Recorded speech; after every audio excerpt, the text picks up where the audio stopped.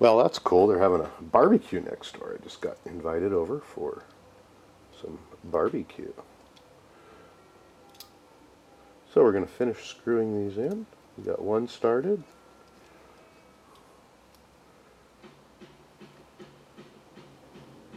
Got that one screwed in. The only problem is, I think I'm using the wrong screws. I am. See, I'm using a beveled screw. Come on, focus. And it's calling for a flat screw. So do the other one with a button head rather than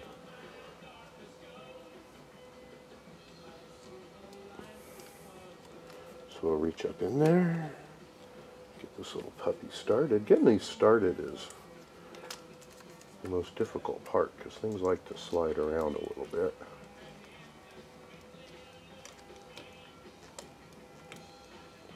But we got that in there just fine. And we're going to remove off screen or off film and replace this one back with the proper button head screw. Actually, we'll just do it now, seeing as how we're almost done.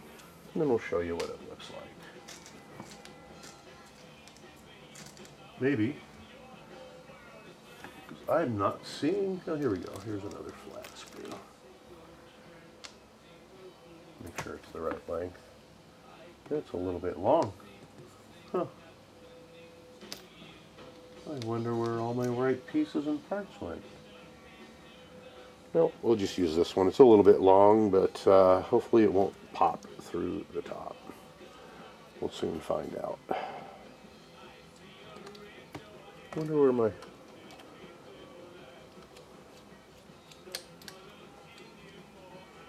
flat one went. I don't know, but we'll use this one.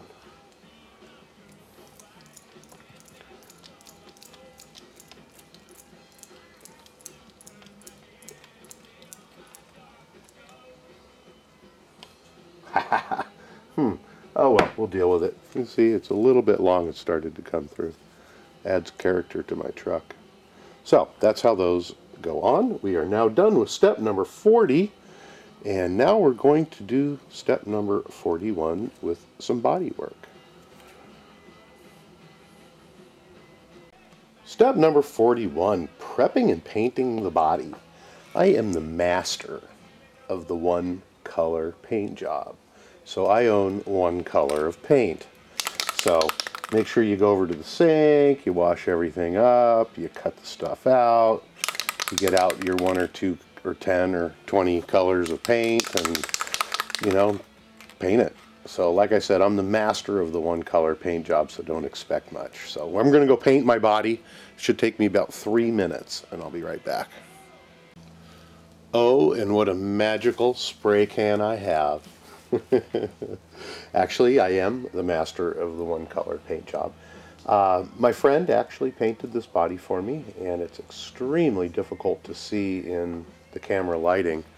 Let me see if I turn this off, if it'll work any better, but it's beautiful metal flake, and did a fantastic job. You can look him up on the forums, on all the crawler and short course forums under the name Billet, or is it Billet one, but Billet. Painted this for me, and I think he does hire out for painting, I'm not sure. But none of this is stickers, it's all hand done and hand painted, and I'm just, thank you. I don't know what else to say. I hope you're watching my video and you did just a fantastic, fantastic job on this stuff. So we're going to go ahead and install these now. What you're going to want to do is take a look, and generally it's a little bit easier to see on some pieces than it is on others. However, on the back you're going to see little divot areas here, and we're going to need to punch holes in there in order to get screws through, and then that's what holds these units onto the roll cage where they belong. Just like so. You can see that these holes here line up with them. You can use a drill bit, which I really like to use in a drill, or I have a little bit that I use on my Dremel, or you can use an awl and poke a hole through there, or you can simply just try to force the screw through there with your screwdriver and see if that'll work. Generally that's not the best way, but it does work. I like to at least make a little hole in the divots with an awl as I'm putting them on, but I'm going to use my little Dremel bit.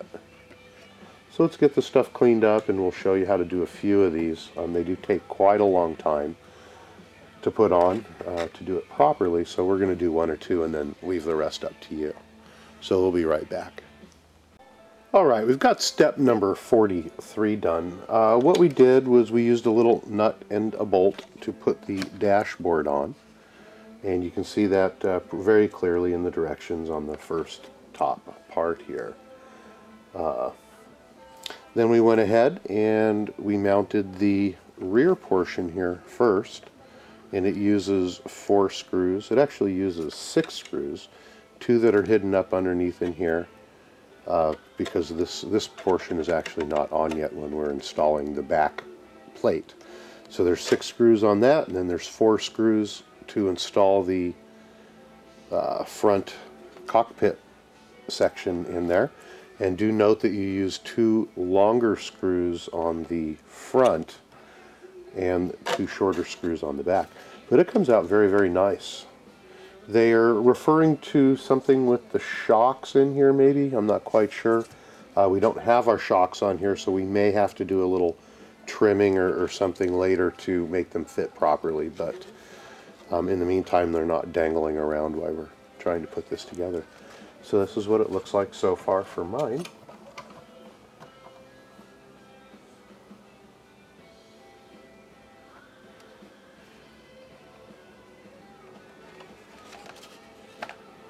And we're going to move on now to step number 44, which is installing more panels.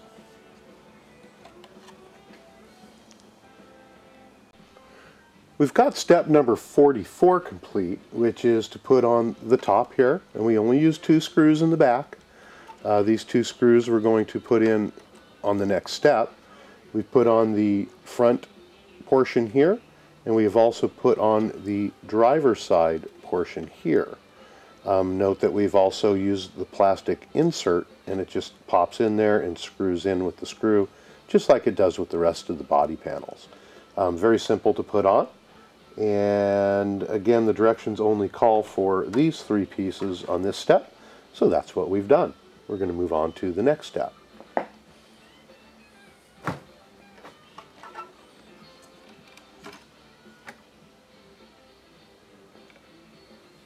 going to try turning the light off here.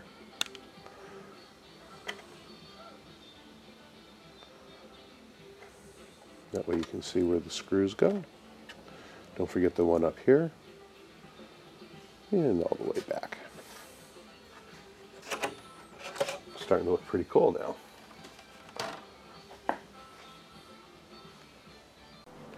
Okay, we've moved on to step number 45, and I've pre-assembled a lot of this stuff here. If you remember, on the other light bar on the rear is the area where you can attach your LEDs. I'm going to leave those off on this one. You can attach the little doohickeys there if you would like. And then the lenses on this one are included. So we're very simply going to pop the lenses in. If you look, there are 2 holes here inside the casing, and there's 2 little nubs on the light. You have to be very careful and make sure that you actually are getting those into the holes. Otherwise they will fall out, and you have to make sure that you're actually getting both of them into the holes. It takes me a couple of tries to get them because they're just so darn small. And I'm also trying to do it on camera here. But if you just line one up and then look at the lines on the lights lenses, they should be straight. Of course I'm on camera here. I can't do it. Excuse me here for a second.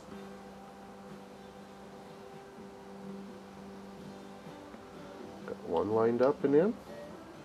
Got both lined up and in. Going to press it in. And that's how it looks. You just want to make sure that all these lines are going straight across. If they're crooked, then you're going to know that you probably didn't get one of the little spikes into the hole to hold them on. Now, they also does have the light covers. There's 3 or 4 different choices in there, an axial, a PIAA, a blank one. I messed around with it for about a half an hour, and I do see how they're supposed to go on, but mine just don't stay on. There's a little groove down here in the bottom, and that has to match up with the groove or the little post here inside, and then they're supposed to snap on. However, I just could not get them to stay on, so I'm not going to use them. How's that? I'm going to go ahead and put those back into my bucket. The 2 brackets on the back, you have to take note. They do have jog off on them. They're not completely straight, as you can see, and you want them to jog to the outside. And then you want to put on the little holding brackets, and as you can see, we also have the mounting bracket holes mounted to the outside as well. If there's any doubt about what you're doing, you can take a look right here on your manual, and it says note direction. So we've got this one all done and ready to go, and we're going to go ahead and skip forward to step number 46.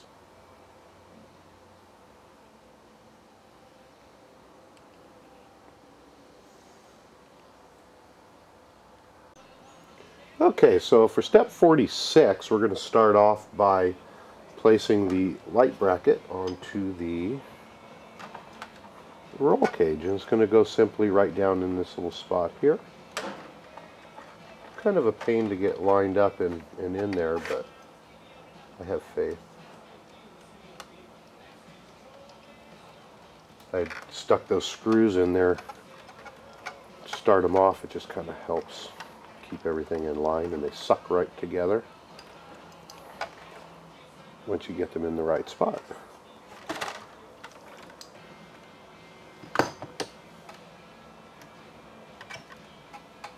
We'll get those mounted in.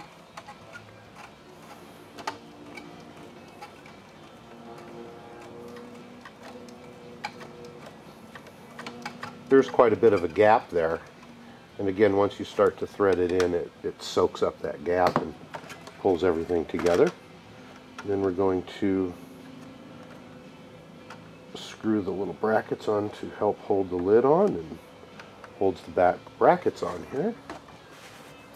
Find the right screws, get that going.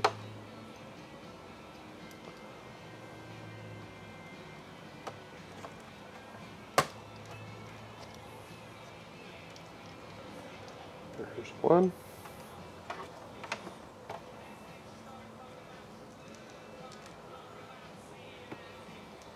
And 2. Alright, the rest of the step is putting on some body panels. You'll notice that one of the body panels doesn't use screws and is actually going to use 2 clips to hold it on. I believe that's so that you can access something in there. This is not lining up with the hole. Going to have to put a little pressure on it to get that hole lined up there. There we go. And now we have our light bracket all mounted up. On this side, this particular body panel is going to go on with 2 body clips. Here and here, and then it also screws in with the little emblem here. So we're going to go ahead and mount all this up, and then we're also going to mount up this particular body panel, and we'll be right back to show you what it looks like.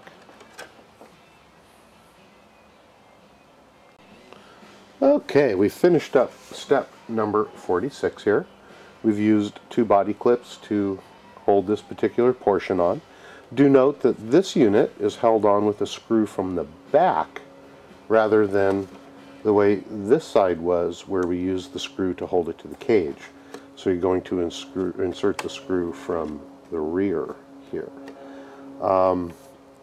It's looking like you can also screw it on there the other way if you would like to, but I'm assuming that this panel has to be removed so that we can work on something under there. I think it's probably get the battery out or work on the motor or the ESC or something, but they chose to have this body panel to be removable.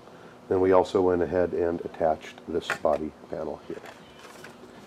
So we're going to move on to the next step, which is step number 47. So get your parts out and ready for that one.